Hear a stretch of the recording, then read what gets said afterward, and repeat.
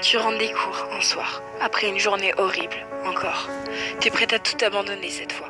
Tu vas dans ta chambre, tu fermes la porte et tu prends ce morceau de papier. Cette lettre de suicide que tu as écrite maintes et maintes fois, encore et encore. Tu prends cette lame de rasoir et t'ouvres les veines pour la dernière fois. Tu prends cette bouteille de pilules et les avales toutes. Tu t'allonges patiemment, tenant cette lettre sur ta poitrine. Tu fermes les yeux pour la dernière fois. 1 heure plus tard, ton petit frère toque à la porte pour te dire que le dîner est prêt. Tu ne réponds pas, alors il entre. Il voit seulement que tu es allongé sur ton lit. Alors il pense que tu dois dormir. Il redescend et dit ça à ta mère. Elle monte dans ta chambre pour te réveiller mais remarque que quelque chose ne va pas. Elle prend la feuille que tu as dans les mains et la lit. Sanglotant, elle te secoue. Crie ton nom mais tu ne réponds pas. Ton frère, désorienté, court dire à ton père que ta mère n'arrive pas à te réveiller. Ton père monte les escaliers affolé, voit ta mère en train de pleurer, tenant fermement cette lettre contre sa poitrine, près de ton corps sans vie. Il comprend rapidement, et se met à crier, jetant un objet à travers la pièce. Puis il tombe à genoux, et se met à pleurer. Le lendemain, à ton lycée, la principale annonce ton suicide à la classe. Cela prend quelques secondes avant que chacun se rende compte. Puis tout le monde devient silencieux. Ils se blâment tous. Les professeurs pensent qu'ils ont été trop durs avec toi. Ces filles populaires repensent à tout ce qu'elles t'ont dit de méchant, bêtement. Ce garçon qui avait l'habitude de t'ennuyer et de t'insulter ne peut pas s'empêcher de se haïr pour n'avoir jamais osé te dire à quel point il te trouvait belle en réalité. Ton ex-petit copain, celui à qui tu disais tout, celui qui t'a largué. Pourtant, il ne peut pas supporter d'entendre cette nouvelle. Il s'effondre, se met à pleurer puis quitte la classe. Ses amis, ils sanglotent aussi, se demandent comment ils ont fait pour ne pas se rendre compte que quelque chose allait mal. J'aurais aimé pouvoir t'aider avant qu'il ne soit trop tard.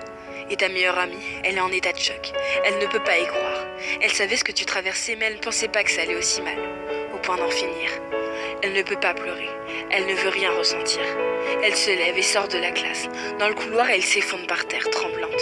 Se met à crier, mais aucune larme ne sort. Quelques jours plus tard, à ton enterrement, il y a la foule. Beaucoup de gens te connaissaient. C'est cette fille pétillante, celle qui était toujours là pour les autres. L'épaule sur laquelle on pouvait pleurer. Ils parlent tous avec de bons souvenirs qu'ils ont eu avec toi. À tous, on peut voir des larmes couler de leurs yeux. Ton petit frère ne sait toujours pas que tu t'es suicidé. Il est trop jeune. Tes parents lui ont seulement dit que tu étais décédé. Ça le blesse énormément. T'étais censée être sa grande sœur. Tu étais supposée être toujours là pour lui. Ta meilleure amie. Elle essaye de rester forte durant toute la cérémonie. Mais au moment où ton cercueil est mis en terre, elle perd tout moyen.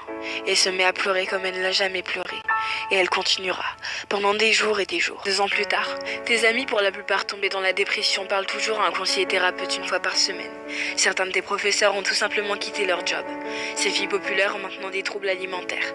Ce garçon qui est insulté s'ouvre les veines. Ton ex-petite amie ne sait plus comment aimer et n'a jamais pu avoir une relation stable à nouveau. Ta meilleure amie, elle a essayé de se suicider, mais elle n'a pas réussi comme toi. Mais elle a essayé, plusieurs fois. Ton frère, il a finalement découvert la vérité sur ta mort. Il se coupe, s'ouvre les veines, pleure le soir. Il fait tout ce que tu as fait pendant des années et qui t'ont conduit au suicide. Tes parents, leur mariage est tombé à l'eau. Ton père est devenu alcoolique pour le distraire du mal que lui a causé ton décès.